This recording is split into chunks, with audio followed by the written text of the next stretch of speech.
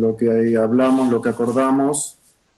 Recién estuvimos hablando y acordamos en que el examen de la semana que viene se pasa una semana, o sea que en vez de el viernes que caía, a ver, espérenme que esto tarda, el viernes 14 teníamos pautado un examen, se mueve al viernes 21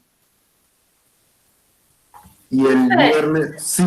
Una pregunta, ¿el examen cómo va a ser en el sentido, va a ser con un encuentro sincrónico? El examen está pensado de la siguiente manera. Yo les mando por mail las consignas, es un examen tradicional, individual, que por lo general tiene 5 preguntas. Yo lo que les puedo compartir hoy con la grabación de esta clase, les voy a compartir también modelos de examen como los que yo suelo tomar para el primer examen. Entonces les mando por mail a las 8 menos 10, 8 menos cuarto, les mando las consignas del examen. Si quieren podemos hacer un encuentro sincrónico para leer todos y todas las consignas y para que planteen dudas. Y ustedes tienen que resolverlo en horario de clase. Bien, esa era mi consulta. Como que lo tengo que entregar ese día, en el momento en que se envía el mail, lo respondo y lo envío. Exacto. Es como un examen presencial, digamos, o sea, esa cuestión. Y además, quiero que sepan que también tienen instancia de recuperación. En caso de que ustedes no puedan asistir, por cualquiera sea la razón, o sea, se recupera por ausencia. Ustedes van a tener la posibilidad de mejorar la nota cuando tengan la corrección, incluso van a poder preguntarme a ver por qué. Yo trato de hacer las devoluciones de las consignas de la corrección lo más claro posible, y en caso de que les queden dudas, me lo preguntan, y si estamos de acuerdo y quieren mejorar la nota, yo les comento cómo hacer para mejorar la nota, que puede ser una actividad extra o corregir alguna de las consignas que quizás peor resueltas estuvo. O sea, es una propuesta de mi parte en caso de que ustedes quieran mejorar esa nota. Entendamos que la calificación del primer examen es una de las 3 con las cuales van a obtener el promedio, para que les queden claro. Y el segundo de los exámenes, que es un examen grupal, es un examen integrador y se resuelve como un trabajo práctico en una semana. El grupo va a estar conformado por 2 o 3 personas, la conforman ustedes. También si quieren resolver el examen de manera solitaria, no hay impedimento con respecto a esto. Lo que sí que el segundo examen sí lo tienen que tener aprobado con un 7 o más para tener la posibilidad de promocionar la materia. ¿Sí? Si no se sacan una nota menor que 4 y no tienen ningún problema con respecto a la participación en los foros, lo que pasa si no promocionan es que se van a mesa de examen final, que no es la muerte de nadie, es una instancia más de aprendizaje, no es una instancia donde ustedes corren riesgo de absolutamente nada, es un intercambio muy amistoso, y bueno, eso, quería transmitirles también esa tranquilidad en caso de que les suceda. Y después está la tercera nota, que es un trabajo práctico que tiene que ver con una planificación de una clase. Esas son las cuestiones que tienen que ver con la evaluación. Valentín, vos levantaste la mano para hablar. Sí, era una pregunta rápida. El horario del examen sería este, ¿no? De 20 a 23, el de la clase. Sí, es el horario de clase, exactamente. Perdón, los foros también, participar en determinada cantidad de foros también es requisito para promocionar la materia, ¿cierto? Exactamente, tienen que participar como mínimo en 3 foros de cada parte de la materia. O sea, hay 5 o 6 foros por lo general, 5 o 6 foros entre la unidad 1 y la 2, y entre la unidad 3 y 4 también, y como mínimo tienen que haber participado en 3 foros. Yo con el tiempo suficiente trataré de recordarles si es que les falta participar de algún foro.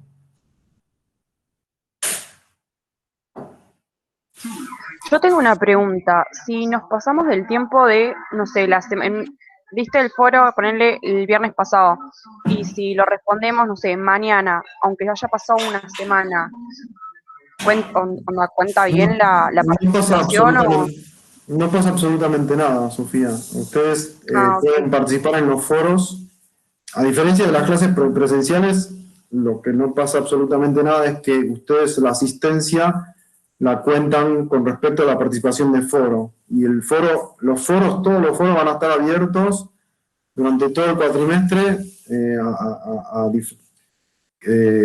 O sea, se cerrarán una semana antes, pero yo con una semana de anticipación les avisaré que les está faltando la participación en determinado foro.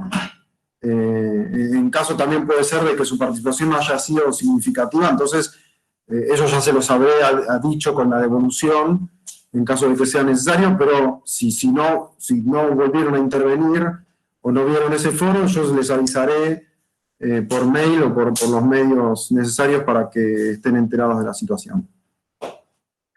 Ah, ok, perfecto. Entonces no hay fecha de entrega. Lo podemos ir entregando a medida que vamos usando.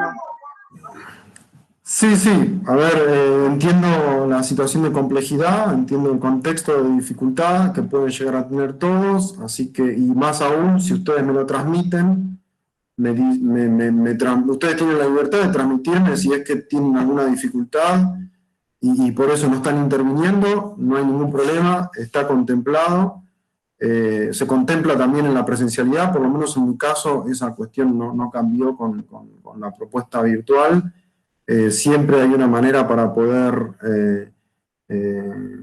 recuperar lo que haga falta recuperar, si tenemos tiempo y si hay voluntad de parte de ustedes, que es lo más importante, porque yo la voluntad siempre la voy a tener. ¿Hay alguna otra consulta? Bueno. Sí, entonces, profe, sí. perdón. Ay, perdón, No, interrumpí. Yo tengo una consulta. ¿Hay que saberse muy puntuales los autores a la hora de justificar o con que se entienda el concepto? Por ejemplo, currículum, teníamos 3 autoras para trabajar. A la hora de justificar algún punto en particular, tenemos que decir, como decía Tarini, como decía De Alba, o con entender el concepto y desarrollarlo es suficiente. En realidad, a mí lo que me interesa es que disculpen. A mí lo que me interesa es que ustedes puedan tener una elaboración propia, puedan apropiarse de los conceptos y de los autores y las autoras. A mí lo que me interesa es que encuentren la manera de lograr articular entre lo que proponen los autores en la bibliografía y la consigna que hay para resolver. Entonces no me interesa a mí que hagan una definición puntual de determinado concepto.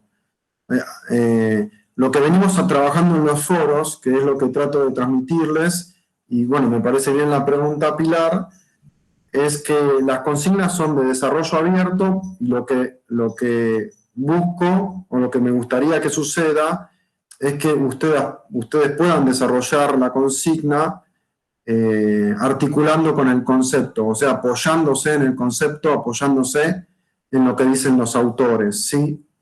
O sea, hay amplitud para que ustedes puedan resolver la consigna. Lo que sí es que al resolver la consigna tienen que dar cuenta que están interpretando y que están poniendo en juego el concepto desarrollado por el autor de la mejor manera posible, ¿sí? Y esto es parte del proceso de aprendizaje, del proceso de incorporación de los contenidos que hay en esta materia. Sí, en eso se basa, básicamente. No sé si respondo, Pilar, la pregunta. ¿Sí? Pero la idea es que ustedes que ustedes puedan desarrollar con la mayor libertad posible. No hay una manera de resolver, quizás como han visto en el foro de Feltenmacher y Soltis, donde ustedes podían interpretar el enfoque y justificarlo a partir de su propia interpretación, mientras ustedes estén manifestando esa interpretación y poniendo en juego el concepto o lo que dice el autor y articulándolo con el caso. Entonces de esa manera se van a poder asegurar que la resolución va a estar medianamente bien resuelta. Sí, Mariana.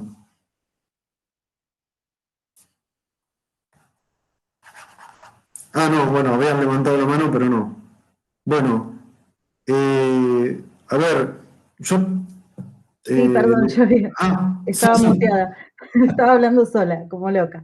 No, con respecto a ese foro de los enfoques, yo fui una de las que malinterpretó el primer caso, que era terapeuta, y lo tomé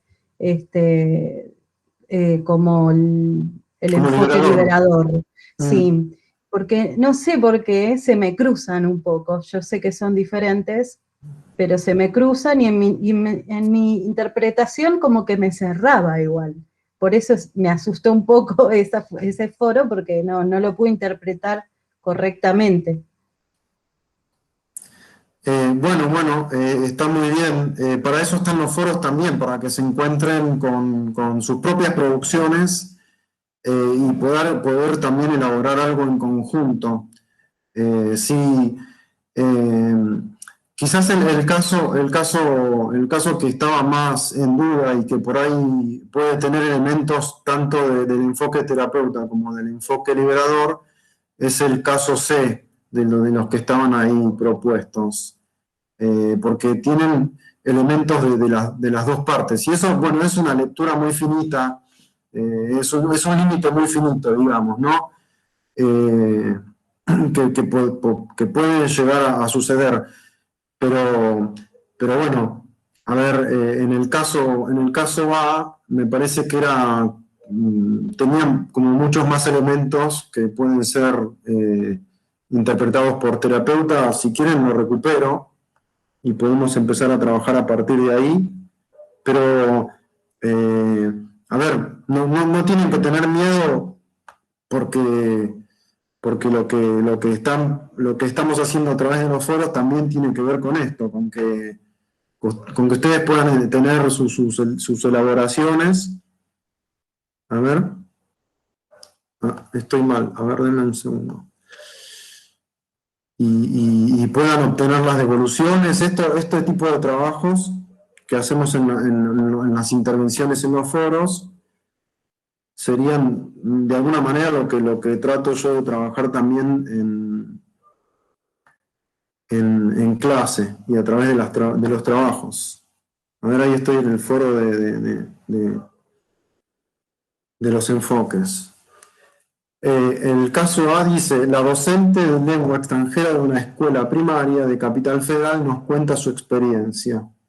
Yo creo que soy una docente que deja que los chicos hagan. Algunas colegas dicen que mi aula es un tanto bulliciosa, pero a mí me resulta que los chicos se interrelacionan,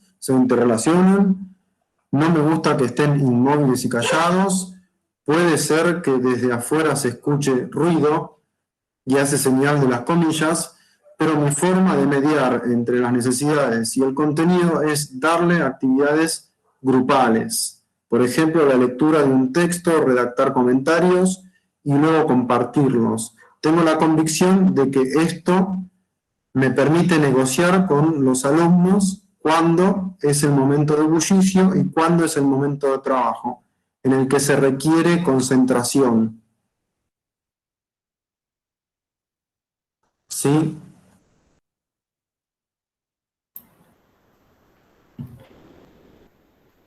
Claro, ¿puedo hacer una consulta? Sí, Estoy revisando mi intervención en el foro, en esa parte, y coincidí, y después leyendo intervenciones de mis compañeros, que tal vez también ese primer caso se me confundió un poco con ambos enfoques. O sea, yo lo que comenté fue eso, que en realidad en un principio para mí lo que yo interpreté que era un enfoque liberador, pero lo que después también me pareció ver cosas del otro enfoque, del enfoque terapéutico, pero no supe distinguir bien en qué grado estaban expresados, sino que me pareció tal vez que estaban los dos.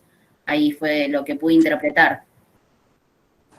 Bueno, perfectamente. Si te sucedió esto, está perfecto porque a partir de la intervención en el foro pudimos recuperar también las diferentes lecturas que pueden haber con respecto al foro y que en la mayoría coincidían de alguna manera con las características que pueden tener cada uno de ellos. De hecho, en el caso C, les comentaba que hay características, hay elementos de dos enfoques y que si ustedes respondían en un caso o en otro, la respuesta iba a estar correcta, siempre y cuando ustedes recuperen esas características del caso que tienen que ver con el enfoque. Porque si ustedes me dicen, no, es liberador porque busca conocer las necesidades de sus estudiantes, las necesidades particulares de sus estudiantes. Entonces, ahí están usando un argumento que es propio del terapeuta para justificar que es liberador. ¿Me explico? Ahí podría ser una respuesta errónea con respecto a la lectura o a la caracterización de un caso. O sea, si está bien justificado, vale. El tema es justificar correctamente con respecto al enfoque que uno está diciendo o proponiendo. Exacto, ustedes recuperan la característica del caso, que dicen, bueno, esta característica del caso, por ejemplo, a ver, vamos a hablar en concreto de lo que tenemos aquí. A ver, yo lo que puse acá es que el caso A es predominantemente terapeuta, porque este enfoque busca lograr que él o la estudiante se convierta en un ser humano auténtico. ¿Sí? Bueno, aquí tenemos el argumento por parte de los autores. ¿Sí? Los autores, Fenstermacher y Soltis, dicen, el enfoque terapeuta busca que sus estudiantes se conviertan en seres humanos auténticos. ¿Y con qué relaciono yo que el caso A busca que sus estudiantes sean estudiantes o personas auténticas? Es a partir de la búsqueda de esa negociación para que se encuentren con el contenido de la materia cuando estén dispuestos. Por ejemplo, en el caso ejecutivo, que es el que menos problemas causa, yo acá en mi intervención pongo Fenstermacher y Soltis sostienen que el docente ejecutivo es un gerente del tiempo, o sea que toma las decisiones sobre cómo se distribuirá el tiempo en clase a través de una cuidadosa planificación. Sí, esto es lo que extraje yo del texto de Fenstermacher y Soltis. Además, los autores describen que las y los docentes que se asemejan al enfoque ejecutivo toman evaluaciones para conocer el rendimiento de los esfuerzos de sus estudiantes. Entonces, si nosotros volvemos al caso B, vamos a leer que el docente dice, mi modalidad de trabajo puede ser cuestionado porque se me tome como un docente riguroso y lo justifico. Yo busco obtener resultados visibles sobre el aprendizaje del idioma. Mi objetivo es que mis alumnos conozcan la gramática y que tengan una buena pronunciación. Si no, no los van a poder entender. La forma que tengo de saber si saben es a través de las evaluaciones orales y escritas.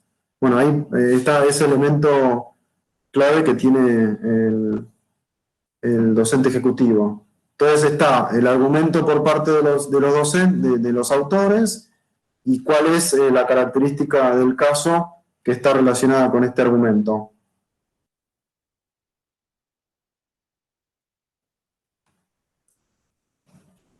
¿Sí? ¿Estamos con esto? Un poquito más claro. Si quieren, igualmente podemos hablar del texto independientemente de los casos del foro. Profe, yo tengo una duda, solo que estoy tratando de entrar al foro, porque hay una duda sobre un comentario que pusiste, pero lo quiero leer, porque yo en una parte del texto, o sea, quise ponerlo en el foro, pero como no lo encontré en el texto, había una parte que se leía que decía como que era imposible que se mezclen los enfoques, como diciendo que cada uno es muy característico, entonces como que es imposible que se mezclen, que igual no tiene mucho sentido, porque se puede ver tiene enfoques dentro de sentido, tiene otros. sentido. Está muy bien lo que planteas, Nadia. Los autores mencionan que estos enfoques no tienen características, porque lo que buscan los autores también es distinguirlos bien, o sea, que no haya confusiones con respecto a sus características. Pero lo que sucede en la realidad es que no vamos a encontrar un docente que tenga puras características de alguno de estos enfoques. Podemos encontrar elementos de unos enfoques y elementos de otros. La realidad va a dictar o va a mencionar o sea, entendamos que no hay solamente 3 tipos de docentes en la vida, sino que nosotros podemos encontrar características de estos enfoques en todos los docentes con los que nosotros nos encontremos alrededor de nuestra vida, en toda nuestra trayectoria. ¿Se entiende esto? Sí, sí. Sí. Pero está muy bien el planteo, Nadia. Yo tenía No, otra claro, porque a mí duda. me había quedado esa... Perdón, Valentín. No, decía, sí. A mí me había quedado esa duda porque justamente había un comentario, o sea, habías hecho una devolución que justamente decía que se veían los enfoques tipo con esta confusión que había con caso A, caso C. Pero nada, me había quedado esa duda y no pude encontrar en qué parte del texto decía que cada uno estaba como muy marcado y era imposible mezclarlos, pero realmente yo le veo más sentido que sí se puedan mezclar. Festival y Sotis plantean eso, pero con respecto a los enfoques que presentan, porque entendamos que lo que están construyendo ellos son conceptos. O sea, el concepto de enfoque, valga la redundancia, pero es una herramienta conceptual, y en realidad hay muchos autores y muchos textos y muchos investigadores que inventaron nuevos enfoques. O sea, hay 500 enfoques. Si los buscan, los van a encontrar. No digo 500 como número alto, pero incluso hasta me atrevería a decir que hay infinitos enfoques. Hay tantos enfoques como docentes. Sí, pero para clasificarlos de alguna manera, los autores lo que buscaron hacer es mencionar características de 3 enfoques diferentes, también para hacer alusión a las diferentes corrientes de pensamiento que existen, las mayoritarias, ¿no?, en la historia de la educación. Sí. Yo lo que quería preguntar, si bien los puedo distinguir bien y no tengo problema, a mí se me hace difícil cuando comparamos el ejecutivo con el liberador, porque el liberador pone en el centro la X, el contenido, pero el ejecutivo no hace un poco lo mismo. Si bien lo central en el ejecutivo es la acción del docente, al estar constantemente persiguiendo ese objetivo, ese cumplimiento y la evaluación constante, ¿no hay también una exigencia sobre el contenido? Esa es mi duda. Sí, muy interesante lo que planteas. A ver, en este sentido, tengamos en cuenta que ya cuando hablamos desde el texto de Basabe y Coles, hablamos que estos elementos siempre van a estar presentes en la enseñanza. Lo que plantean los autores es que hay un peso mayoritario con respecto a alguno de estos elementos en cada uno de los enfoques, y lo caracterizan de esa manera. Entendamos que es difícil interpretar una propuesta pedagógica sin el peso mayoritario de la propuesta docente, ¿no? El rol del docente de alguna manera no deja de ser central en ningún momento. La interpretación que hacen estos autores es que el peso en el contenido es mayoritario en el liberador. ¿Por qué? Porque en comparación con el ejecutivo, el docente liberador lo que va a tratar de hacer es formar a sus estudiantes de la manera que empiecen a pensar como piensa un especialista de ese área. Si este docente del enfoque del texto es un historiador, y él lo que busca es que sus estudiantes piensen como historiadores.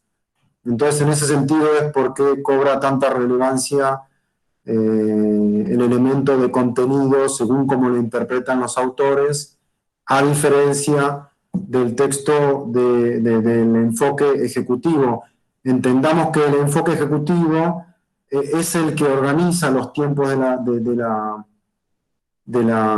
la clase, o sea, pensemos que también los autores relacionan el enfoque ejecutivo con el conductismo, y el conductismo es una corriente de pensamiento donde todavía la información corre de manera unidireccional, o sea, el que tiene el mando y el que dirige la cuestión con respecto a la propuesta pedagógica es el docente, ¿no? Entonces el contenido viaja de manera unidireccional, no hay un ida y vuelta, no hay un feedback por parte del estudiante. Esto solamente se va a lograr a partir de las corrientes que tienen que ver con el paidocentrismo, con los aportes del cognitivismo, con la revolución cognitiva que está personificada por Brunner, habiendo recuperado a Vygotsky en ese sentido. ¿Sí? ¿Se entiende esta cuestión? Sí, perfecto, gracias. Bueno, a ver, acá veo que escribieron algunos mensajes. Consulta entonces hasta ahora cuáles serían los textos que tendríamos que tener en cuenta para el examen. Y después Verónica dice para la unidad 1, bueno, le responde. Exactamente, para la unidad 1 está el texto de Basabe y Coles, que si quieren ahora podemos hacer un repaso cronológico con el tiempo que nos queda de los diferentes textos, o si quieren también podemos seguir haciendo el repaso de los contenidos a partir de las preguntas. Pero bueno, para la unidad 1 está el texto de enseñanza de Basabe y Coles, el capítulo 1 de Feldman, los 4 capítulos de Fenstermacher y Soltis, y para la segunda unidad el texto de Inés Dussel, el texto de Alicia de Alba y el texto de Flavia Terici. Y además están los textos de Brunner, en el que hace alusión Laura Basabe. El texto de Brunner en realidad es sobre teorías psicosociales, ¿sí? O sea, cuando hablamos de cognitivismo, de teorías psicosociales, o bueno, tiene varios nombres, el texto de Laura Basabe no solamente habla de Brunner, sino que también habla de Vygotsky. De hecho, si lo leen van a encontrar muchas alusiones al aporte de Vygotsky, que en realidad es el fundador de la teoría cognitivista. Y después el texto de Daniels es exclusivamente sobre Vygotsky, y a mí lo que me interesa que ustedes atiendan de este texto, que entiendo que es un texto complicado, a mí lo que me interesa que ustedes atiendan es al concepto de mediación y el concepto de zona de desarrollo próximo, básicamente.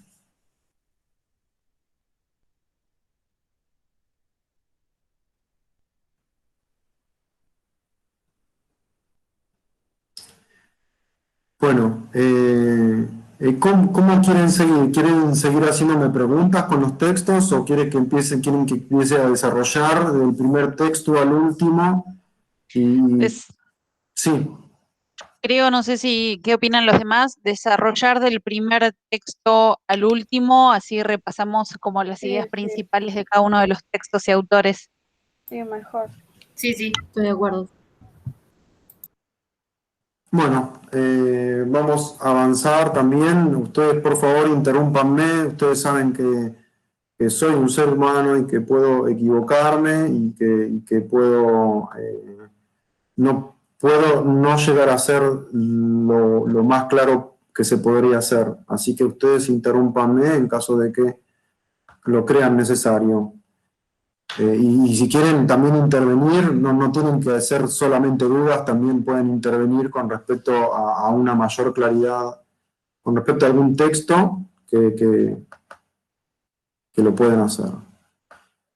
Bueno, empezamos con el texto de Laura Basabe y Estela Cols. Este texto lo que busca hacer es lo que se puede llamar una desambiguación del concepto de enseñanza. Entendemos que el concepto de enseñanza es uno de los objetos de estudio de la didáctica. El otro objeto de estudio fundamental es el de currículum.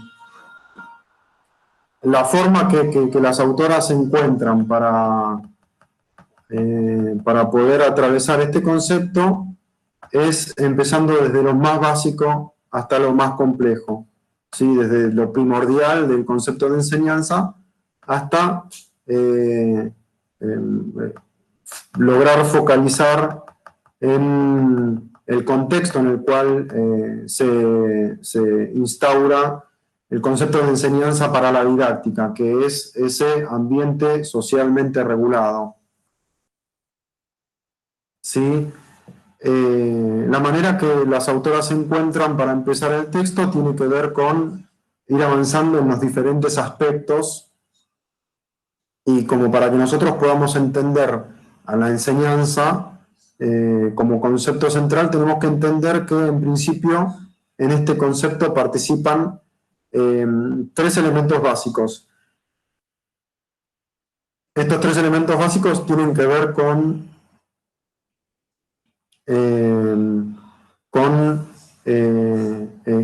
quiénes y qué participan de la enseñanza.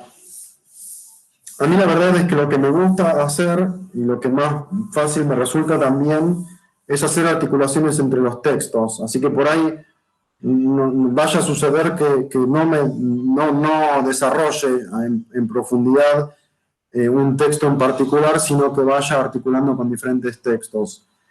Por ejemplo, lo que me resulta de utilidad, y me parece que también les puede resultar de utilidad a ustedes también para comprender el concepto de enseñanza, es mencionar una frase que está presente en el texto de Daniel Feldman, que tiene que ver con que cuando enseñanza es cuando lo que saben dos personas lo pasan a saber, cuando lo que sabe una persona lo pasan a saber dos personas, ¿sí? Entonces aquí en este hiper resumida definición de enseñanza están presentes estos tres elementos que plantean Basabe y Cols en el primero de los aspectos. Es la persona que maneja determinado contenido, que maneja determinada habilidad, el contenido mismo o el contenido que incluye, que es necesario para desarrollar determinada actividad, y la otra persona que tiene necesidad de conocer ese contenido, de aprenderlo y empezar a manejarlo. No es difícil darse cuenta que esta definición hiperbásica de enseñanza deja de lado un montón de articulaciones, de relaciones entre estos diferentes elementos. Está presente el elemento del docente y del contenido, pero hasta ahora no estamos hablando de cuál es la relación entre el docente y el contenido. Me gustaría adelantar en este caso que esa relación se profundiza cuando hablamos del concepto de currículum, y una de las primeras definiciones que nos encontramos cuando hablamos de currículum es de la selección de los contenidos, ¿sí? Y además de esa selección de contenidos, es la forma en la cual transmitimos esos contenidos, ¿sí? Entendamos que la forma en la cual transmitimos esos contenidos, los docentes o un sistema educativo, o sea, el currículum es un concepto que nos permite analizar desde lo macro hasta lo micro, es donde nos encontramos con que tanto la selección de contenidos como la forma en la cual se enseña van a formar parte del currículum, ¿sí? O sea que aquí hay una relación compleja entre el docente y el contenido. Después vemos que hay una relación entre el docente y el estudiante. Cuando nosotros avanzamos en el texto de Basabe y Coles, nos encontramos con el segundo aspecto de la enseñanza, que las autoras lo llaman intento de enseñanza, ¿sí? Ya aquí vemos que hay una articulación entre los dos elementos y que esta articulación también implica entender que cuando hay una intención de enseñar, no necesariamente tiene que suceder el aprendizaje. Sí, aquí hay un planteo epistemológico, si quieren, porque ya estamos dando cuenta de una serie de cosas con mucha profundidad. Por ejemplo, ya estamos diciendo que el proceso de enseñanza es un proceso que va en paralelo con el proceso de aprendizaje. O sea, ya estamos diciendo que son dos procesos diferenciados. ¿Sí? Además, desde la didáctica estamos diciendo, bueno, el proceso primordial para para la didáctica tiene que ver con el lado del docente, o sea, qué es la actividad que realiza el docente, la enseñanza. ¿Sí? El aprendizaje va a tener mucha importancia, pero no va a ser un objeto de estudio para la didáctica. Sí, a ver, Valentín quiere preguntar algo. Sí, no, me choca un poco el concepto este que pues estás diciendo. Basabe y Coles lo diferencian, pero cuando avanzamos con los enfoques, por lo menos en el ejecutivo parece haber una relación directa entre aprendizaje y enseñanza. Es decir, si hay una constante evaluación, se busca que se logre el aprendizaje. Es decir, ¿no entra en conflicto ese enfoque un poco con la definición de lo que es la enseñanza en sí misma? Bueno, es interesante lo que planteas y a ver, veámoslo de la siguiente manera. El estudio de la didáctica o del campo de la didáctica tiene diferentes corrientes de pensamiento, ¿sí?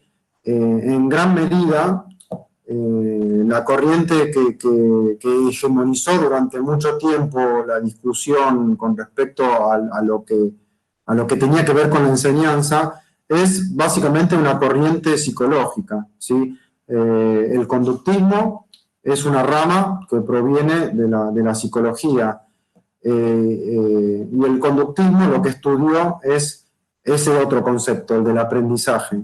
O sea, lo que postulaba el conductismo en rasgos generales, o sea, no quiero profundizar demasiado en este aspecto, es que lo que sucede en la mente del ser humano es una caja negra.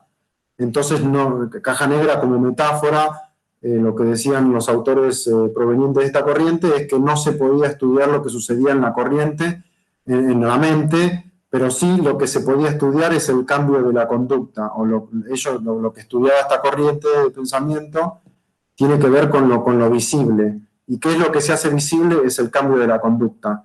Entonces, cuando nosotros vemos una conducta, lo que podemos interpretar es que hubo un aprendizaje. ¿Sí?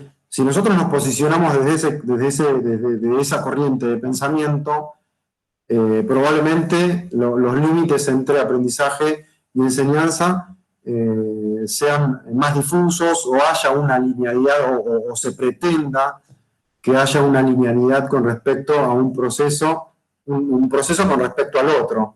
O sea, si yo provoco un cambio de conducta y esa conducta se modificó, que podemos leer como enseñanza la provocación de ese cambio de conducta, entonces lo que vamos a tener es determinada conducta modificada. Sí, ahí los límites entre enseñanza y aprendizaje son difusos. Y está bien que vos lo relaciones con el enfoque ejecutivo, porque los autores mencionan que de alguna manera este enfoque está relacionado con la corriente conductista. Si nosotros vemos cronológicamente, después del conductismo, hubo irrumpe una nueva mirada con respecto a la lectura de la psiquis, ¿sí? Y de alguna manera le peleó un poco en la escena del debate teórico el cognitivismo al conductismo. De hecho, el conductismo dejó de ser hegemónico, y lo que pasó a ser hegemónico con lo que se llama la revolución cognitiva es justamente el cognitivismo, y el cognitivismo logró incorporar nuevas lecturas con respecto a lo que sucede con el aprendizaje. O sea, de vuelta aclaro que el cognitivismo también es una corriente psicológica, ¿no? Su objeto de estudio es el aprendizaje. Tenemos que entender esto, pero lo que estudia la psicología va a influir de alguna manera en lo que nosotros estudiemos desde la didáctica como disciplina práctica, ¿no?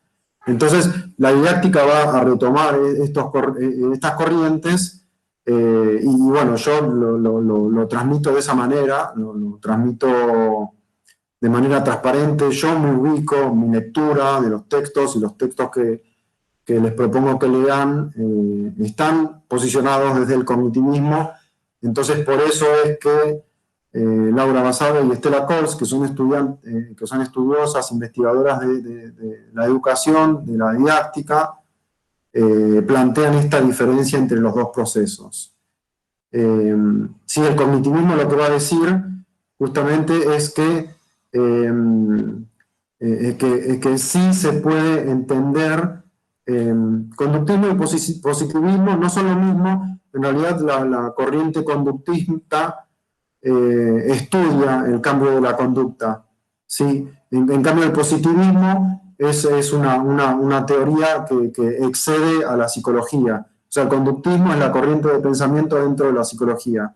El positivismo es una corriente de pensamiento filosófica, epistemológica, ¿no? O sea, la relación que hay es que el conductismo responde a las lógicas del positivismo para hablar de psicología. Bueno, entonces tenemos a la irrupción del cognitivismo, y la lectura del cognitivismo es que lo que sucede con el aprendizaje en realidad tiene que ver con la participación social. O sea, el cognitivismo va a decir, bueno, ¿cómo aprende el ser humano? Y el ser humano construye su cultura en sociedad, e incorpora cultura en relación a los otros. Entonces, lo que va a incorporar la didáctica de la revolución cognitivista va a tener que ver con que las propuestas pedagógicas van a tender a tener en cuenta lo que le suceden a los sujetos, van a tender a tener en cuenta los contextos de los que provienen, cómo incorporan cultura esos sujetos que nosotros recibimos dentro de las aulas, para hablarlo más concretamente, y van a disponer el contenido que van a aprender las personas de manera más grupal y más social. O sea, el aprendizaje no es una cuestión meramente individual, ¿sí? Según las corrientes del cognitivismo. Por eso van a ver que el enfoque terapeuta hace alusión también a qué traen consigo las personas de los contextos particulares, y el interés por la docente de conocer esos contextos. Y entender esos contextos van a ser insumos para la docente para hacer las propuestas pedagógicas. Van a ver que en el texto de Daniel Feldman, cuando Daniel Feldman plantea estos dos mitos que utiliza después para justificar los aportes de la didáctica, van a ver que uno de los elementos primordiales de la actividad docente tiene que ver con que el docente comprenda los códigos a través de los cuales se comunican y comprenden la realidad los sujetos que tenemos como estudiantes. ¿sí?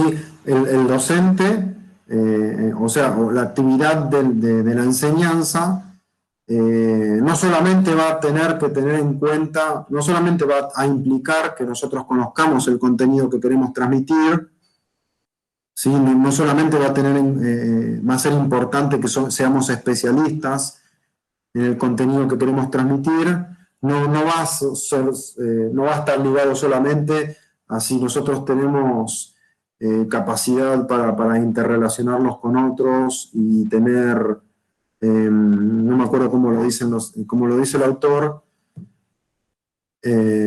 pero como es, bueno, no me sale ahora, pero no va a tener que ver solamente con características personales que faciliten la comunicación con otras personas, sino que también va a tener que ver con que sepamos con quiénes estamos tratando, quiénes están enfrente nuestro.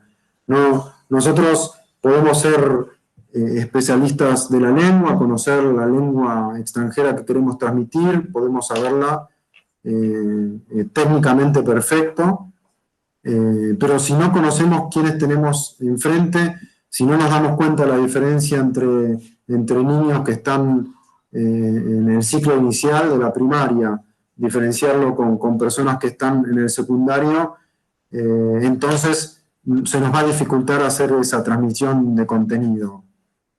Sí, Mariana.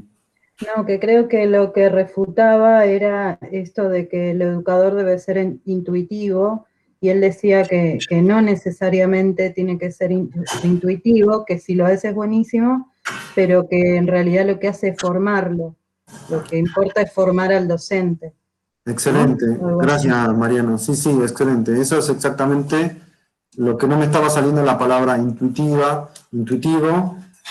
Sí, eso es exactamente a lo que se refiere. Y bueno, el argumento que tiene es contundente, porque también tengamos en cuenta que la masividad que ha logrado la institución educativa en diferentes niveles y diferentes áreas, muchos hablan de que la era que estamos atravesando tiene que ver con la información y con el saber.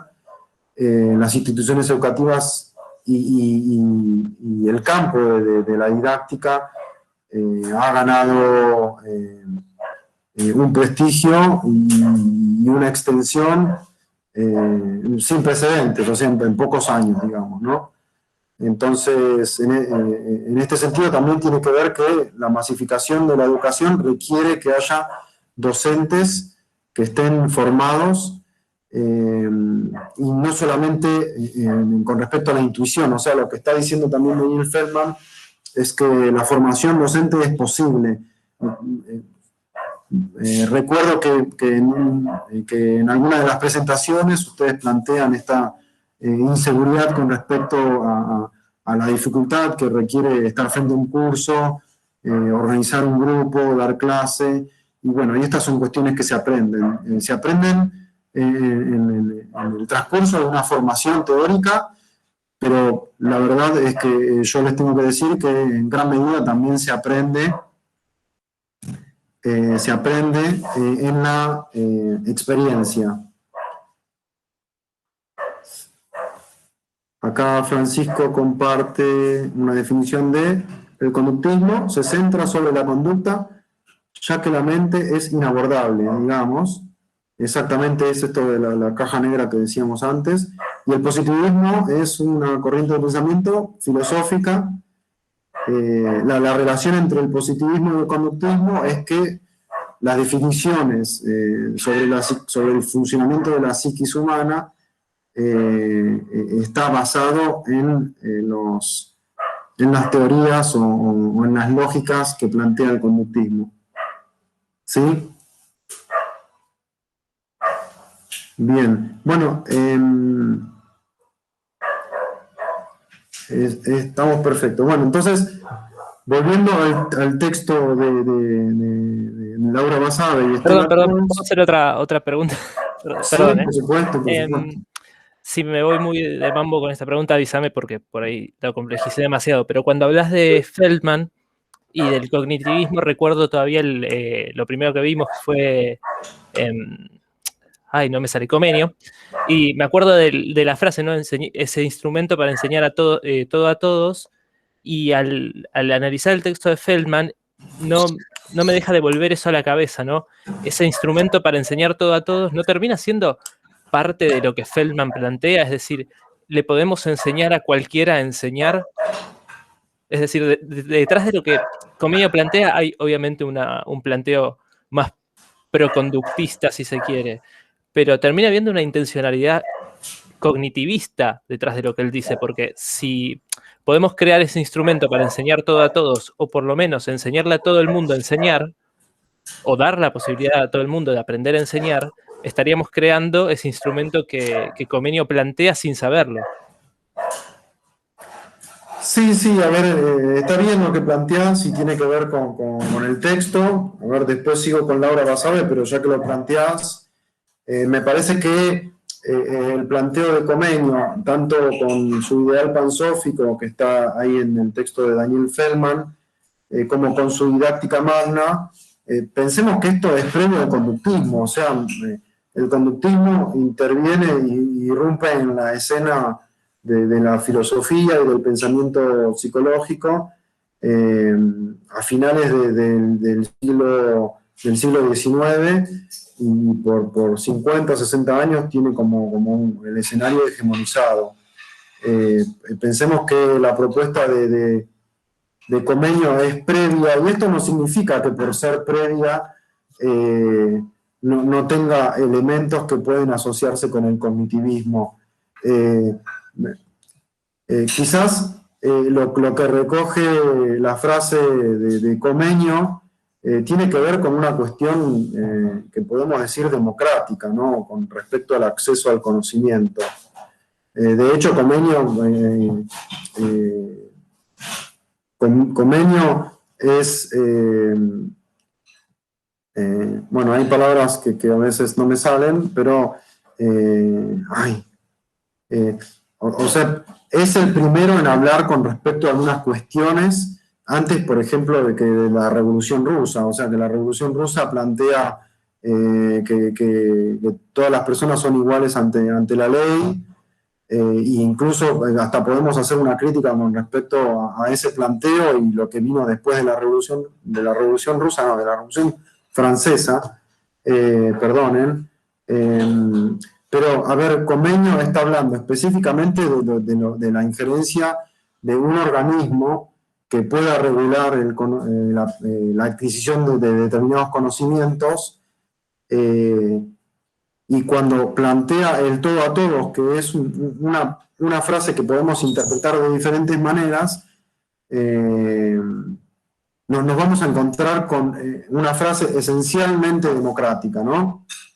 Por ahí lo que podemos interpretar del cognitivismo, que es una interpretación, es una lectura posible que podemos hacer, pero entendamos que Comenio es previo, es muchos años previo al desarrollo de teorías cognitivistas. La interpretación que podemos hacer es que sí, que este planteo, que es esencialmente democrático, recoge algunas cuestiones esenciales de cómo el ser humano aprende, de cómo el ser humano incorpora nuevos aprendizajes, nuevos conocimientos, y lo que está diciendo Comenio esencialmente, que es a partir de donde se basa el desarrollo de la didáctica y de la pedagogía, es que todas las personas tenemos la capacidad de poder incorporar nuevos conocimientos. Básicamente es eso, no hay mucho misterio en este aspecto. Y si nosotros hacemos una lectura del cognitivismo, básicamente también tiene que ver con esto. Todo el concepto de zona de desarrollo próximo tiene que ver con que nosotros nos encontramos en algún nivel de nuestra trayectoria, de nuestro aprendizaje, ¿sí? Independientemente del contenido del cual nosotros podamos hacer referencia, ¿sí? Y el otro punto, que es parte de la zona de desarrollo próximo, tiene que ver con ese potencial que todos, de alguna manera, contenemos, o sea, todos podemos avanzar hacia un nuevo conocimiento. Es decir, entendemos que este planteo es un planteo muy general, es un concepto, ¿viste? Es una herramienta conceptual, y la lectura que podemos hacer con respecto a esto es que, más allá del contexto en el cual nosotros nos encontremos, o cualquier persona se encuentre, más allá del nivel en el cual tenga, o los recursos que tenga para adquirir nuevos conocimientos, todas las personas,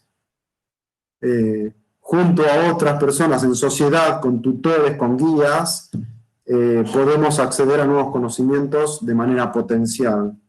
¿Se entiende esto?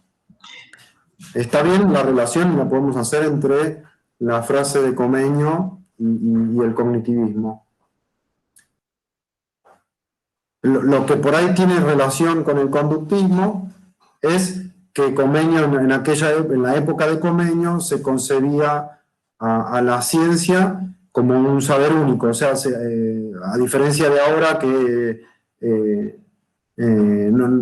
existe la posición dentro de la ciencia de que el saber no es único, o sea que el ser humano se acerca a la verdad, pero esa verdad es diversa, o sea, la verdad la construye el ser humano. No es que hay una entidad como puede ser alguna deidad que represente la verdad y que nosotros nos podamos acercar a esa verdad. O sea, esa es una concepción de la época de Comeño. Y en parte por eso se explica que Comeño considere que ese todo lleva a una verdad única y que todos podamos acceder a esa verdad única.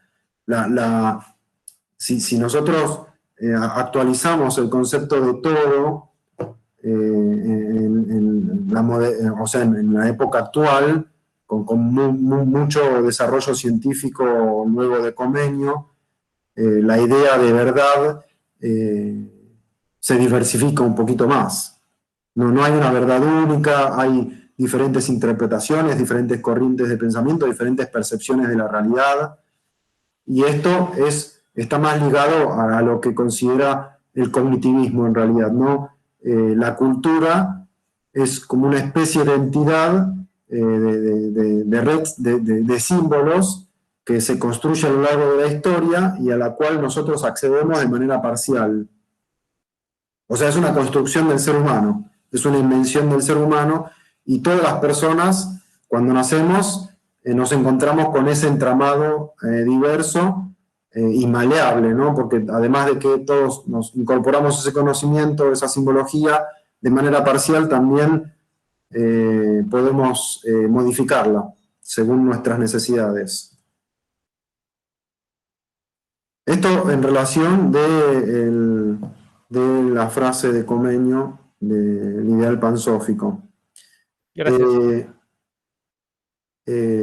La cuestión que también incorpora Comeño, que es importante, es la cuestión metodológica, que también es una novedad para la época y que lo fue durante mucho tiempo, y que la didáctica magna tiene que ver con la incorporación de manuales. Hay como una especie en lo que incorpora aquí Comeño con la didáctica magna, con la incorporación de imágenes y qué sé yo, es que lograr también un poco que todos los conocimientos sean accesibles para todas las personas. O sea, él no solamente plantea un ideal, sino que plantea un método que para él es el que puede servir para que todas las personas puedan acceder a un conocimiento.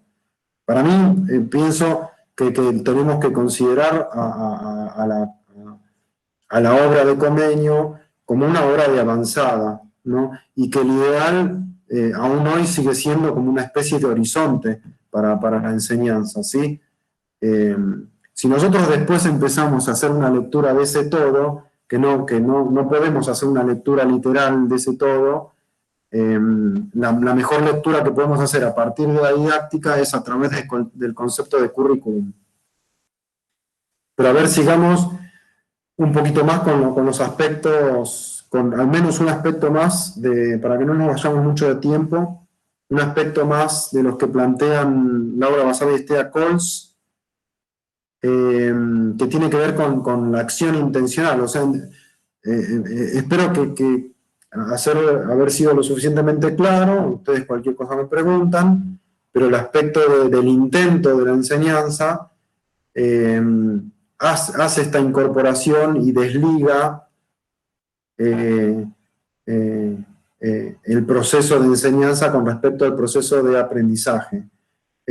Lo interesante de esta desvinculación, de alguna manera, porque no es del todo una desvinculación, van a ver que a partir de Felsenmacher, de vuelta, Laura Basabe y Stella Coles, mencionan que la relación que hay entre enseñanza y aprendizaje es una relación ontológica, diferencia la relación ontológica de la relación causal. No hay un causa y efecto como lo planteaba el conductismo con respecto a la enseñanza y el aprendizaje, sino que son dos procesos que van en paralelo, y la relación ontológica es una relación necesaria. O sea, cuando yo me planteo desde el lugar de la didáctica enseñar un contenido, tengo como propósito que ese contenido sea aprendido. ¿Sí? No voy a enseñar sin esperar que ese aprendizaje no suceda, ¿no? Sería un sinsentido. Entonces ahí está la relación ontológica, ¿no? También podríamos decir que enseñanza y aprendizaje son dos caras de una misma moneda, o sea, son inseparables, siempre van a estar ligados, aunque las caras no se van a ver entre sí. O sea, van a estar mirando para dos lados diferentes. O sea, son metáforas. Son metáforas que pueden ayudar a que comprendamos este paralelismo entre un proceso y otro. Y lo que es interesante revisar con respecto a este aspecto es que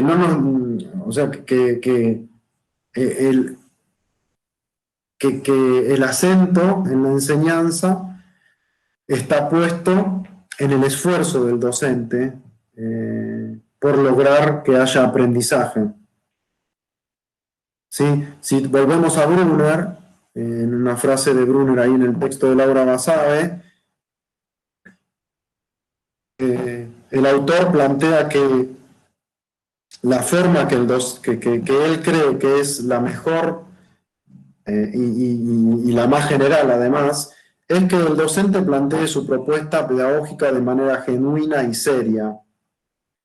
Esta frase generó mucha polémica dentro del ámbito de la educación, pero a ver, una lectura posible puede ser que lo genuino tenga que ver con que la característica de la ciencia es que hay diferentes posicionamientos, diferentes corrientes de pensamiento, que nosotros como docentes no nos posicionemos desde un lugar de mirada única, ¿no? Sino que abramos la posibilidad de que hay diferentes formas de ver el contenido que estamos trabajando, que estamos enseñando, que estamos transmitiendo. Hay diferentes formas posibles, ¿sí? Y que la nuestra, la que nosotros transmitimos desde nuestro rol como docentes, es una de muchas. Perdón, sí. Eso lo dijo Brunner, vos citaste a Brunner, en Sí. cuanto al esfuerzo del docente. Sí, en cuanto a cuál considera que es la mejor manera de ejercer la docencia para Brunner. O sea, de forma seria y genuina. O sea, el tratamiento, ser genuinos con respecto al tratamiento del contenido y además ser serios, o sea, ser científicos. Nosotros, de alguna manera, por ahora, la ciencia es la mejor manera que encontró el ser humano para conocer la realidad, ¿no? Para investigar todos los fenómenos que tiene la naturaleza y el ser humano entre esos fenómenos. Entonces, la manera seria de trabajar un contenido es que nuestra propuesta pedagógica se vea fundamentada en las corrientes de pensamiento que hegemonizan la escena de la ciencia, ¿no? O sea, decir, bueno, yo me posiciono desde este punto de vista para trabajar las matemáticas, para trabajar la lengua extranjera, para trabajar, ¿sí? las diferentes áreas de conocimiento.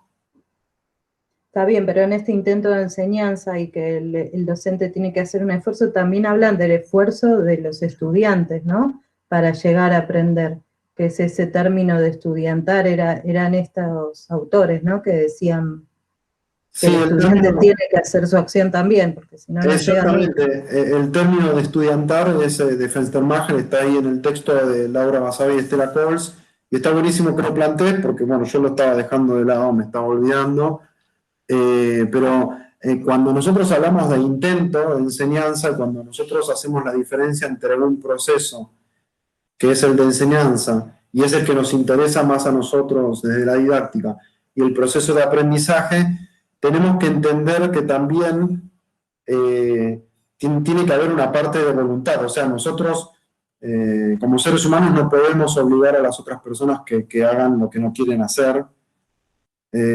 Y este planteo es interesante porque en realidad el conductismo tenía esa pretensión. Fíjense cómo se incorporan nuevos planteos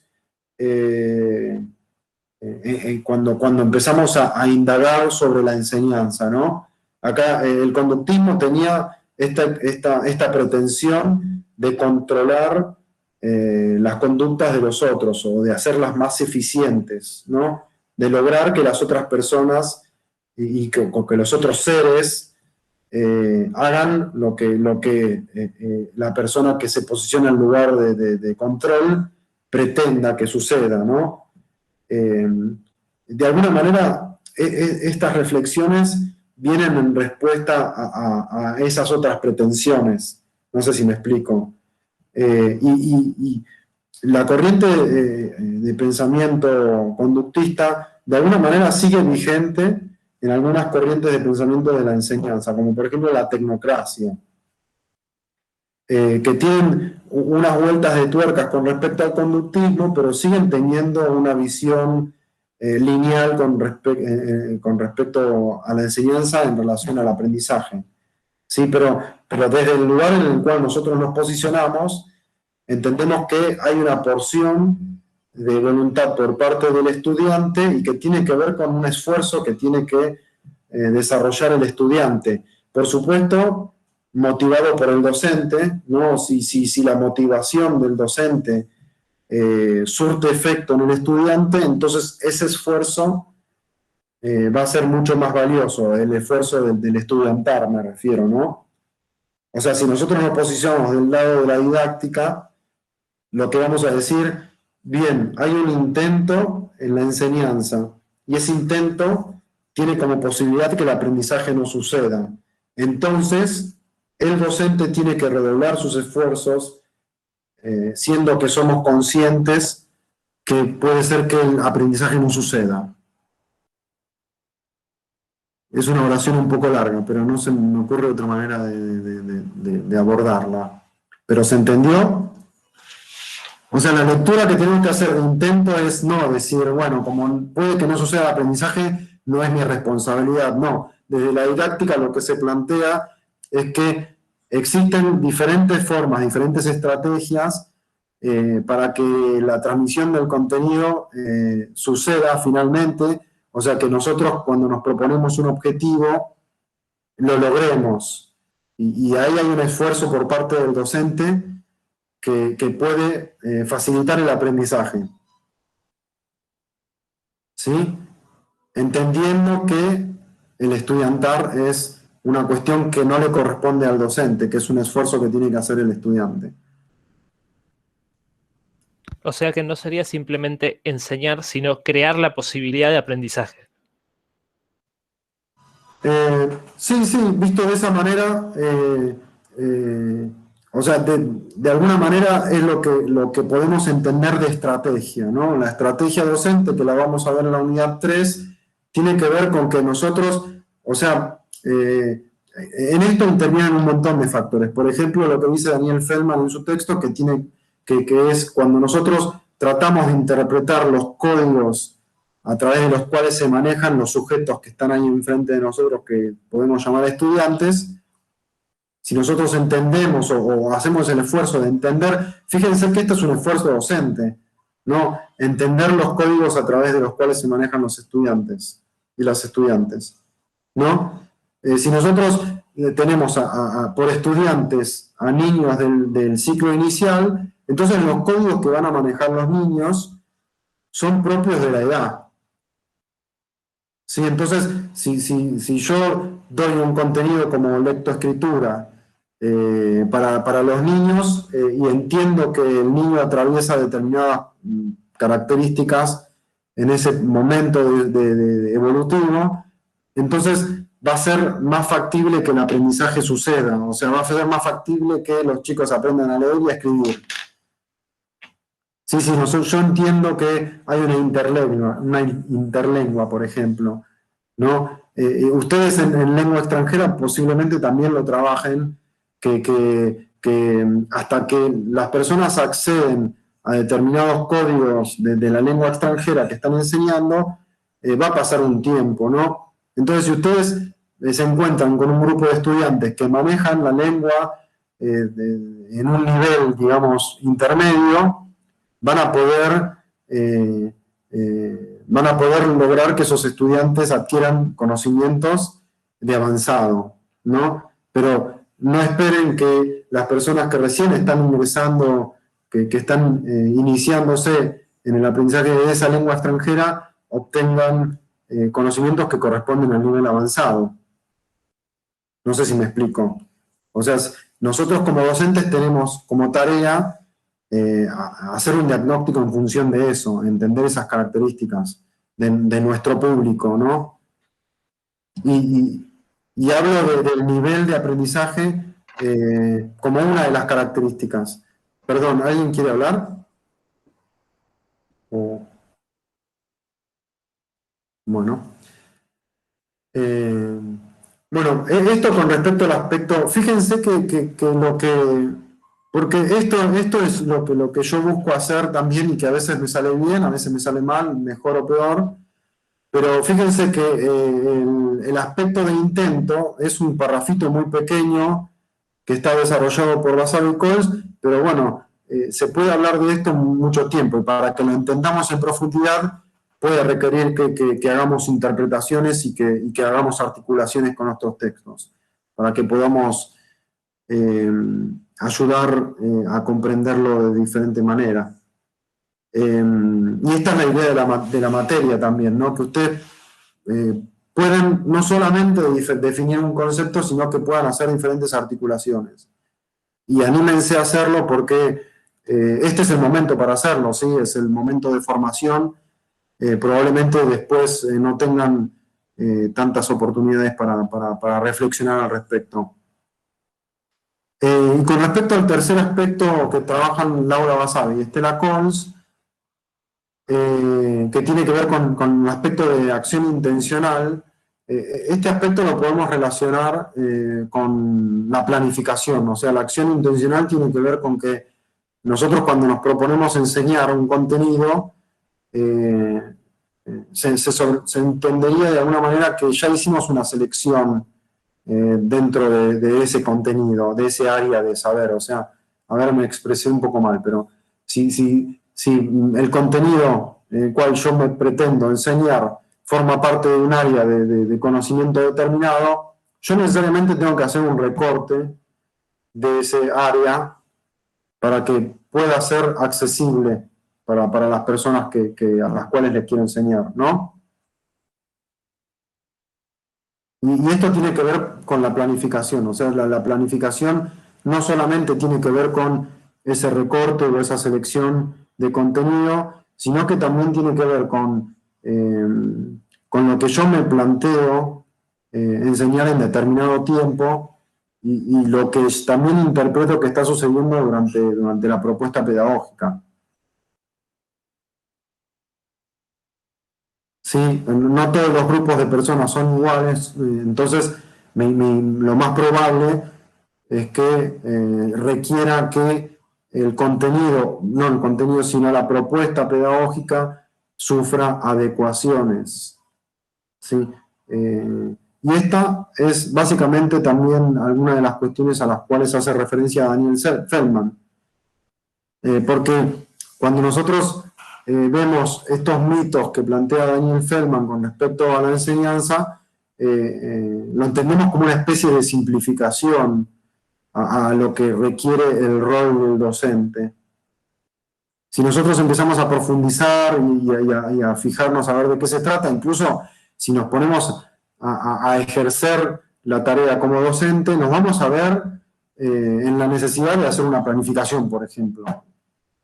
Por ahí, no sé, en muchas situaciones, en el dictado de la didáctica, me encuentro con historias que tienen que ver con esto, historias de ustedes como estudiantes del profesorado que me comentan que, por ejemplo, les surgió una posibilidad laboral y empezaron a dar clases en una escuela o en una institución de enseñanza particular y fueron a la primera clase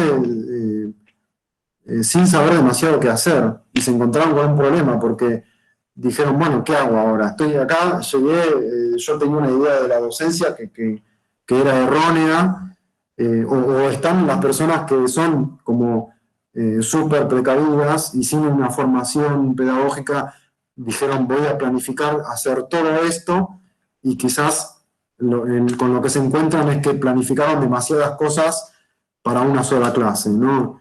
Entonces, estos dos extremos tienen que ver con que la planificación es parte de la formación docente y tiene que ver con encontrar un medio, ¿no? Y tiene que ver también con la experiencia que nosotros vayamos ganando. No se trata de una receta. ¿Sí? En ningún momento o sea, les podría asegurar que si se encuentran con un texto pedagógico que plantea un recetario de cómo ser docente, lo más probable es que se encuentren con una serie de falsedades y de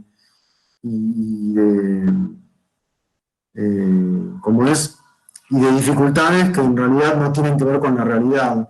O sea, la realidad es que la enseñanza es una actividad que requiere de mucha creatividad, que requiere de experiencia, requiere de que nos encontremos con situaciones conflictivas que tengamos que resolver y que busquemos la manera de resolverlas, no nos empantanemos con los primeros desafíos que nos plantean el contexto áulico. ¿Sí? A ver, no sé si levantaron la mano, ¿sí? Yo escucho el sonido, pero a veces no veo la manito. Sí, yo levanté la mano. No, ahora que estabas hablando de planificación, me venía un poco a la cabeza Vygotsky y todo lo que es la zona de desarrollo próximo. Es decir, cómo uno planifica tomando en cuenta la idea de partir de un punto A y llegar a un punto B, y por ahí la realidad no es la misma para todos los alumnos, ¿no? Ese desafío de encontrarse con distintas zonas de desarrollo próximo. Exactamente. Esta es una cuestión que incorpora el cognitivismo, porque a diferencia del conductismo, lo que no se tenía en cuenta era la subjetividad de la persona que aprende. En cambio, el cognitivismo plantea la idea radicalmente opuesta. Y acá quizás cobra un poquito de razón el por qué nosotros nos encontramos con que el enfoque terapeuta y el enfoque liberador pueden tener muchos más encuentros que los que pueden llegar a tener con el enfoque ejecutivo, porque en realidad el enfoque terapeuta y el liberador son parte de corrientes de pensamiento que son posteriores al conductismo y que sí tienen que ver, toman en cuenta las subjetividades y las realidades de las personas como sujetos de aprendizaje. Así que está muy bien el planteo y la relación que hacen con respecto a esto. Mariana también levantó la mano. Sí, no, solamente una cosita con respecto a esto de la zona del desarrollo próximo. Hay un montón de cosas que desconozco porque es mi primer año en el profesorado y me topé con una profesora de Language One, que es divina, y ella lo que hablaba era que buscaba, Anto dice que sí porque tenemos la misma, busca que si un estudiante está a este nivel, llegue un poquito más arriba. Y yo en su momento cuando lo dijo pensé que qué complejo es todo esto, porque ella le está dando clase a un grupo con todas las subjetividades y las distintas capacidades, cómo evaluar ese avance pequeño que cada estudiante va teniendo, ¿no? Me parece que es todo un reto. Sí, exactamente. Yo básicamente es la razón por la cual incorporo estos dos textos, más allá de que los conozcan de otras materias, pero me pareció que está muy bien explicado, como lo planteás, Mariana, como lo planteó la docente. Justamente tiene que ver con esto, y está relacionado también con el concepto de andamiaje, porque aquí hay o sea, fíjense que el andamiaje sí tiene un posicionamiento más desde la mirada didáctica. O sea, Brunner es un autor que logra tener una lectura varios años después de la construcción de la fundación de la corriente cognitivista por parte de Vygotsky. Hace una lectura muy interesante y la lleva más allá, porque la incorpora dentro de la lectura que podemos llegar a tener desde la didáctica, ¿no? Se incorpora ay, perdón, pero me trabo por momentos, pero con respecto al... qué boboncho, ya retomo. Entendamos que el proceso de aprendizaje es el objeto de estudio de la psicología. Entonces, Brunner es un tipo, un investigador, un intelectual de la psicología que da un paso más allá con respecto a la psicología y dice, bueno, las reflexiones de las cuales parte Vygotsky intervienen también en los modos a través de los cuales podemos facilitar el aprendizaje. ¿Sí? Esta oración, esta lectura con respecto a facilitar los aprendizajes conciernen a la enseñanza y dejan de concernir al aprendizaje. Fíjense que ahí la línea es... no es tan difusa, ¿no? Si nosotros nos ponemos a mirar, y el concepto de andamiaje, por más que está desarrollado por un psicólogo, influye necesariamente en las actividades que llevamos adelante los docentes, desde el concepto de enseñanza. Andamiaje, ¿qué es? Es esta estructura, es una metáfora, por supuesto, pero es esta estructura que un docente o un tutor par construye para que una persona acceda a un nuevo conocimiento, ¿sí? Un nivel más arriba. ¿Sí? Entonces, imagínense que puede ser algo un poquito más alto que un peldaño, digamos, que un peldaño de una escalera. Entonces, no podés acceder por vos mismo al otro nivel porque no hay una escalera. Entonces necesitas que otra persona que tiene la posibilidad de hacerlo construya ese andamiaje para que vos puedas acceder a ese otro nivel simbólico. ¿Sí? Entonces, aquí es donde está presente este concepto de símbolo que hacía referencia yo en las clases anteriores y que hace referencia también Brunner, que tienen que ver con estas herramientas simbólicas. Y disculpen, espero no ofender a quienes les molesta que diga muchas veces símbolo, pero lo voy a seguir diciendo muchas veces. Símbolo es un elemento que nos ayuda a nosotros, a los seres humanos, para construir cultura. El símbolo es previo a la construcción del lenguaje. Y según Vygotsky, según Brunner va a seguir sosteniendo, el lenguaje, que es la forma más avanzada del símbolo, es la forma que nosotros tenemos los seres humanos para representar la realidad. Entonces, por eso, y ahí es donde radica la importancia de la existencia del símbolo.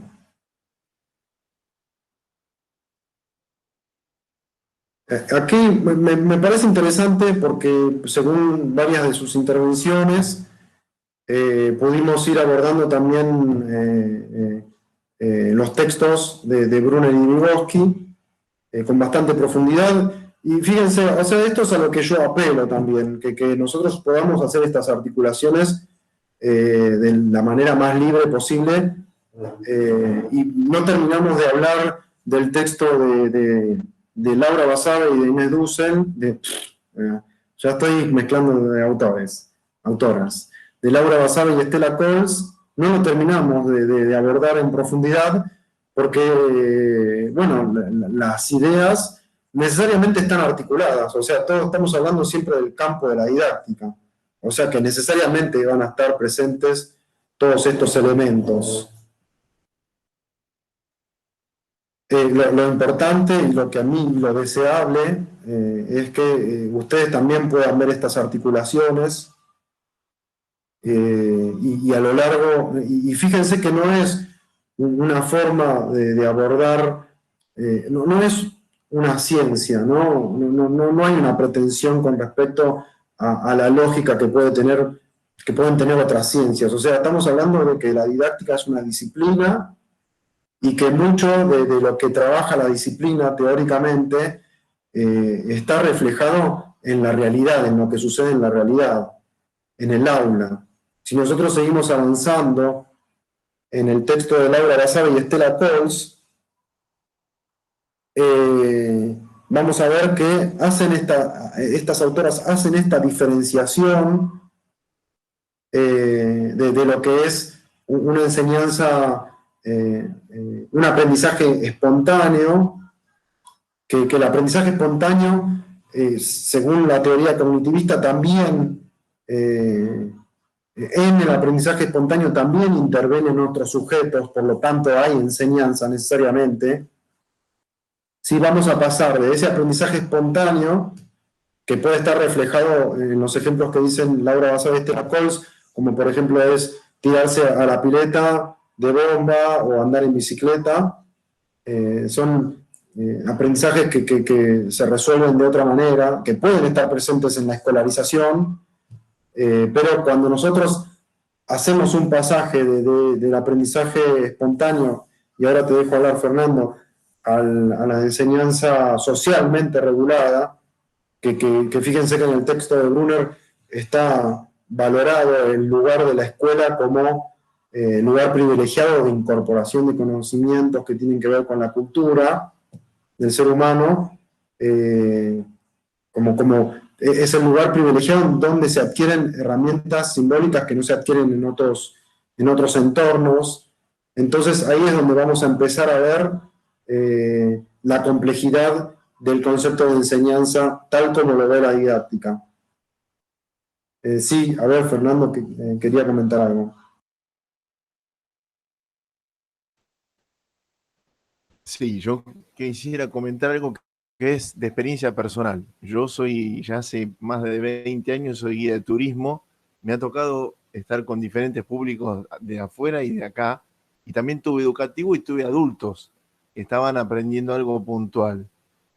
Y sí me acuerdo que cuando vos dijiste lo de llegar a un aula, y a mí me pasó cuando empecé a trabajar, la experiencia de estar en el campo, de estar en el aula, en este caso el mío es en el micro, pero lo tomé muchas veces como un aula, porque veía a los docentes que los guías pasábamos a ser docentes, no pasaba de ordenarlos. Yo tuve que aprender a la fuerza, me tocó mucho educativo, y los chicos me tocaron de tranquilos, interactivos, despelotados, también adultos. Adultos son mucho más difíciles porque los adultos ya vienen con un bagaje cultural que vos no le podés enseñar mucho porque ya si quiere te escucha y si no quiere no te escucha. Pero sí me pasó de un chico en Córdoba que tuvimos un grupo, terminé de dar la visita en Recoleta y el chico me dice, usted profesor de historia, pensó que era por lo que sé. Digo, no soy profesor, soy guía de turismo, soy un informador de la cultura en general, lo que tiene un lugar para mostrar determinada experiencia, y yo te transmití lo que sé. Y él dijo, bueno, yo quiero estudiar lo que usted sabe. Y yo decía, mira, le pasé a alguien, a uno lo que le quedó, me dijo, yo quiero ser lo que usted. Y yo dije, mira, de repente estuve en un rol no de profesor, pero sí de enseñar algo que sin querer salió en este caso. Yo lo digo desde el punto de vista de nosotros los guías no enseñamos, sino que decimos lo que otros, lo que podemos decir de un montón de personas que ya vieron. Entonces a los chicos por ahí le queda de lo que decís de llegar y no saber nada. Bueno, a mí me pasó, porque cada subida a un micro es gente distinta, distintos lenguajes, distintos símbolos, como decís vos, ¿verdad? Distintas maneras de interpretarte y diferentes maneras también de sentirte. Como de dónde, quién es el que habla, quién es el que está enfrente que me está diciendo, ¿es un profesor? No, yo profesor no soy. Esto es lo que entiendo lo que estaba haciendo cuando daba una acción de determinado conocimiento. Sí, Fernando, a ver, recuerdo tu anécdota y me parece que también estaba presente en el foro.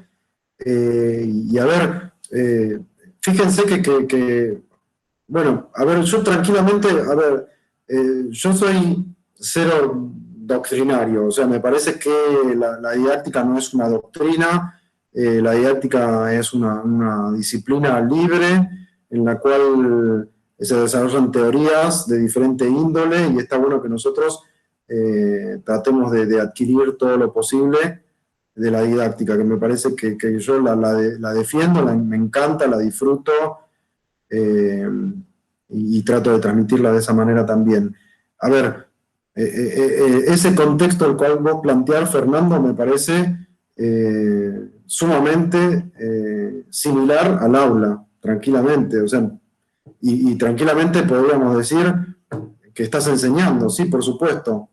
A ver, la actividad docente para mí, si nosotros la vemos desde el punto de vista más cognitivista, la actividad docente es una actividad libre y bueno, si nosotros podemos lograr interpretar a la docencia desde la didáctica de esta manera, yo más que feliz, porque me parece que eso es lo que refleja, o sea, la actividad de la enseñanza es previa a la didáctica, ¿sí? La didáctica trató de entender una actividad que es puramente humana, ¿no? Y el cognitivismo justamente es la teoría que influye en la didáctica de una manera determinada, porque su concepción tiene que ver con tratar de interpretar cuál es la historia del aprendizaje del ser humano. Por eso también el documental bizarro, que muchas veces yo lo sigo manteniendo, el documental del origen de la especie, me encanta porque es súper bizarro. Usaba dos, ahora uso este porque me lo permite el campus, pero en otra ocasión usaba otro que no me lo permitió usar el campus por una cuestión de derechos y qué sé yo. Pero, a ver, así es como el cognitivismo construyó su teoría, ¿no? Vygotsky tuvo la capacidad de poder ver, de poder ir lo más atrás que se puede ir para entender cómo funciona la mente humana. La mente humana es básicamente lo que pueda incorporar del entorno.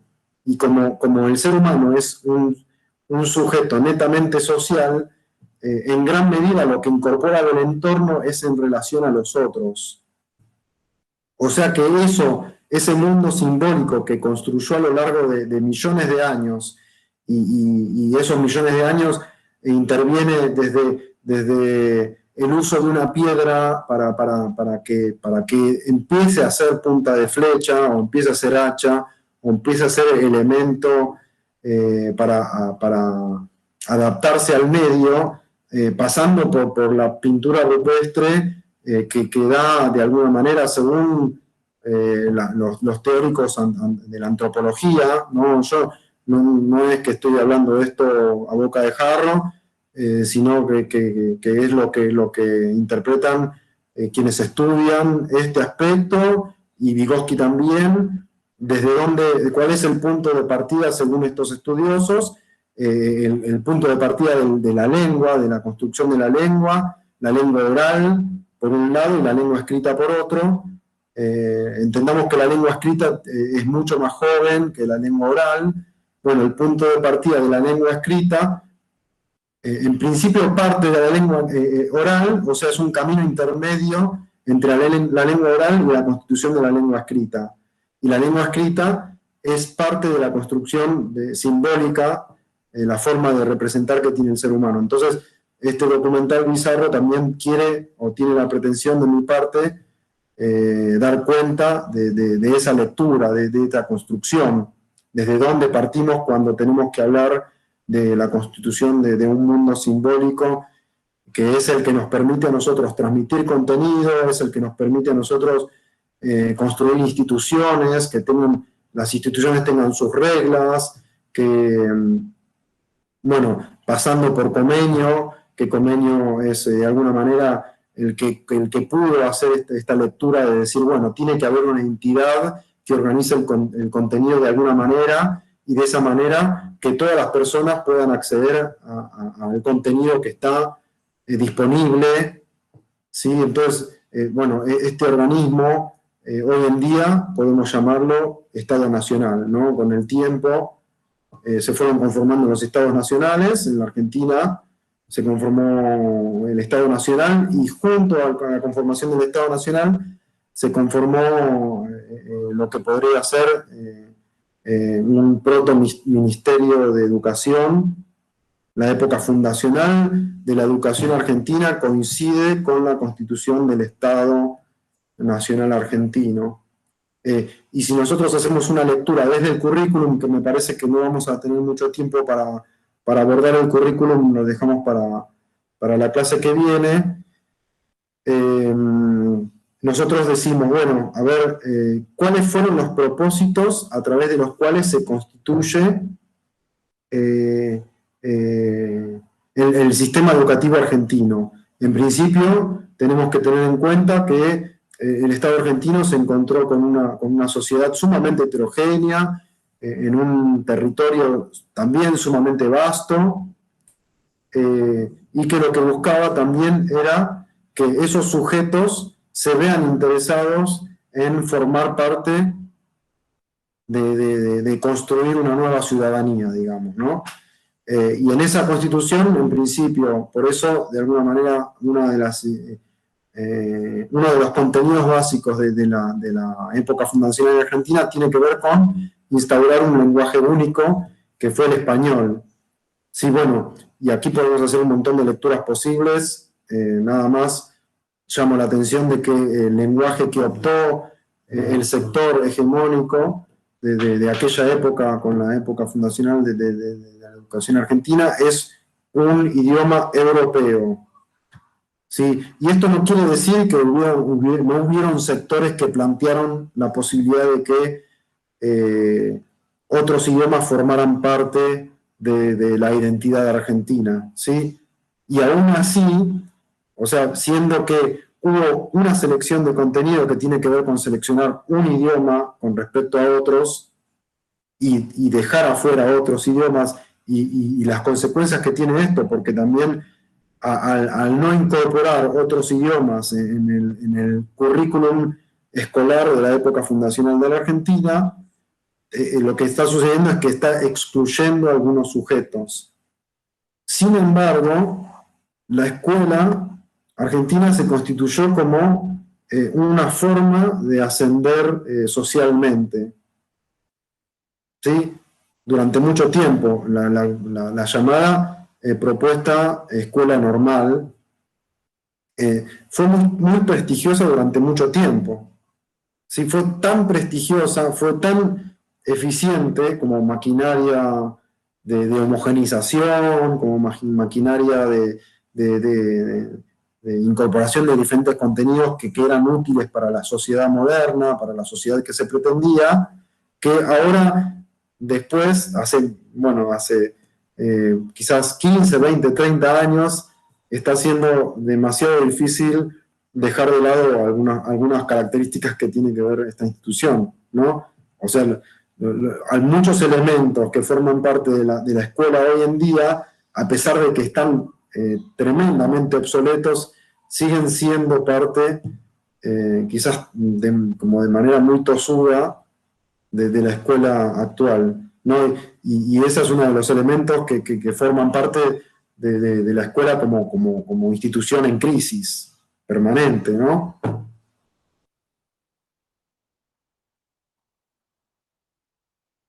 Bueno, pero esta es una lectura que ya estamos haciendo gracias al concepto de currículum.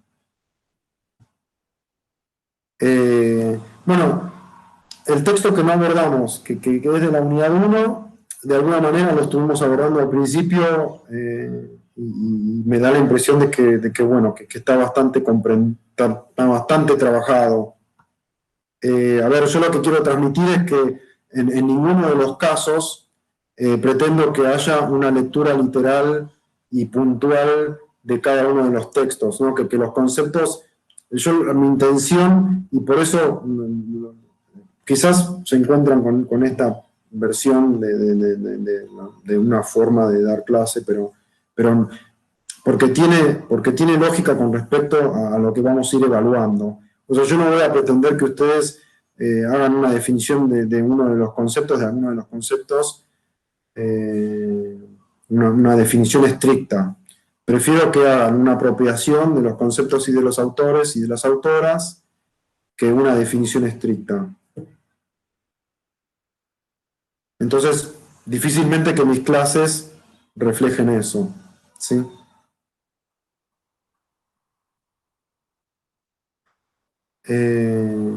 Bueno, no sé, a ver, son las 11 menos cuarto, o sea, cuando es presencial, por lo general, los estudiantes y las estudiantes están desesperadas y desesperados por irse cuando se hacen las 10:30, pero bueno, yo la verdad es que estoy en casa y cuando termino la clase me voy a comer, igual que ustedes seguramente no tenemos que viajar 1 hora, ni media hora, ni 20 minutos. Pero igualmente considero que es muy poquito tiempo para seguir trabajando los textos que están en relación a currículum.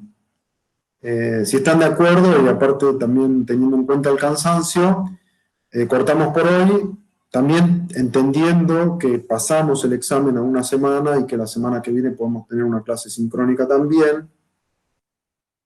Nos permitimos extendernos.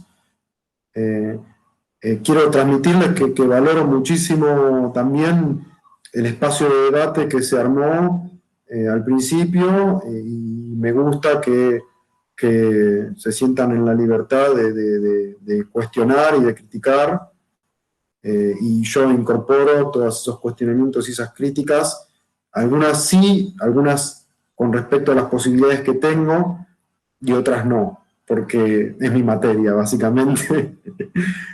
Y tiene que ver, o sea, de alguna manera siempre se presenta la relación docente-estudiante con cierta asimetría. La asimetría siempre va a estar presente, esto tiene que ver con el contenido y con una lectura de la didáctica, pero la asimetría en la enseñanza siempre va a estar presente. Básicamente se puede ver reflejada de diferentes maneras, de maneras más democráticas y de maneras más autoritarias. Lo deseable, por mi lado, es que sea lo más democrática posible, pero la simetría nos va a generar que, desde mi punto, desde mi lugar, plantee algunos límites. Y yo la verdad es que tengo una propuesta que está elaborada de tal manera y con tal apertura y con tal claridad que no me da miedo ningún tipo de debate y ningún tipo de cuestionamiento, porque de hecho mi posición va a ser que siempre lo que ustedes planteen desde el lugar de estudiantes lo pueda yo incorporar, sea en este cuatrimestre o sea en cuatrimestres posteriores. Así que encantado, a mí me enriquece y les agradezco profundamente la oportunidad. Y también refleja de alguna manera un rol docente que es el que a mí me gustaría que se vea reflejado. A veces se logra, a veces no, y a veces me pongo en un lugar un poco más autoritario también, y lo reconozco. Pero bueno, en principio quería transmitirles también eso. ¿Quedaría algo por decir? ¿Quedaría algo por hacer que podamos abarcar en esta clase? ¿O estamos bien? les clarificó un poco los textos de la unidad 1, en principio, que era lo que pudimos hacer hoy. Sí, a mí me parece que fue como redondear un montón de conceptos que yo tenía sueltos, tirados por ahí en algún lugar, y como que fue unificar, que era lo que yo personalmente estaba necesitando. Los videos me encantan, me encanta la posibilidad de poder reverlos, pero me faltaba esto, ¿viste? Poder debatir y poder entender cómo puedo articular Vygotsky con Brunner, con algo de Basabe. Eso era lo que me faltaba y que me tenía a mí intranquila.